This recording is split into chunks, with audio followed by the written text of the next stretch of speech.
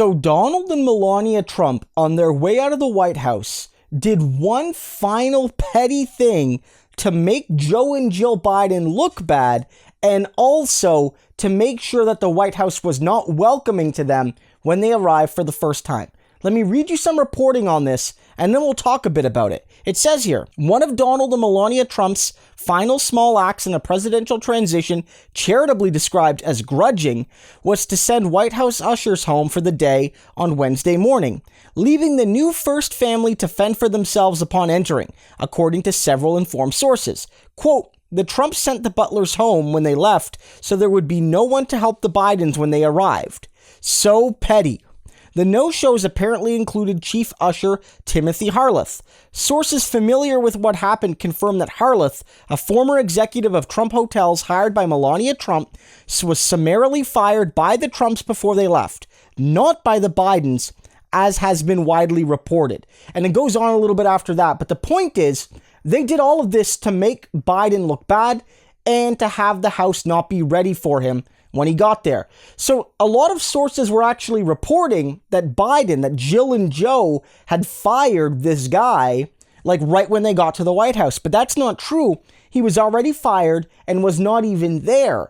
But Trump and Melania did that to make it look like Biden on, minute one of his time in the White House was firing people. And the point is that it's not normal to replace most of these staff when you come to the White House. Most of the people that work in the White House in like the non-political roles don't change over every administration. They work there as a sort of career, like they serve the president regardless of who the president is. But this Harleth guy is like a longtime Trump loyalist, and I wouldn't trust him either, because he'd probably spy on you and feed information to Trump and the Republicans if he had the chance. But Biden didn't fire him. Melania and Donald did that to make Biden look bad. But beyond that, it's also about the philosophy of presidential transitions. We've talked about this, that there's something nice, frankly, and there's something important about how presidents, regardless of parties in recent history, have always sort of made the transition into the White House a welcoming process. Melania and Donald both recognized how Michelle and Barack Obama made the process comfortable for them, like politically and personally. They did what they could. Trump and Melania admitted that. And Obama, they said that about the Bushes. And the Bushes, they said that about the Clintons. And the Clintons, they said that about the Bush Sr. family. And on and on and on and on and on. And there's something nice about that. But the Trumps didn't do that. Not only were they not helpful, they were expressly unhelpful. And is this really the biggest story? No, it's not. It's really not. It's not even the biggest story today. But it matters. It's a quote-unquote superficial thing that nonetheless reveals character. And this shows that Melania and Donald don't have any character. Or at least they're not willing to show it to people that they quote-unquote don't like.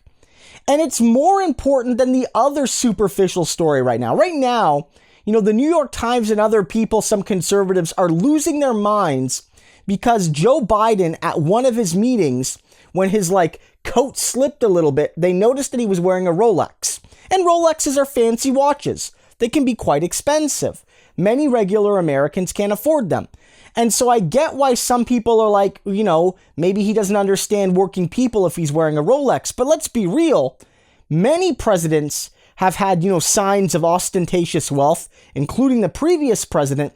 And if you ask me, superficial things about how you treat White House staff and how you treat the next person in the White House matter more to me than what you wear on your wrist. And what matters more than both of those things is the policies you pass and the words you say and the acts you do. So when I'm judging Biden as a president now, and when he's done in 4 or 8 years or whatever, I'm not going to be like he wore a Rolex. I'm going to be like, did he wear a Rolex while fighting for the working class or against the working class? Because you could do both. You could be an FDR type and be very wealthy. FDR was a very wealthy man, aristocratic as can be in the United States, really. And he was a champion for working people relative to other presidents. And we've had other quote-unquote working class presidents that have been enemies of working people. And so it could really go both ways.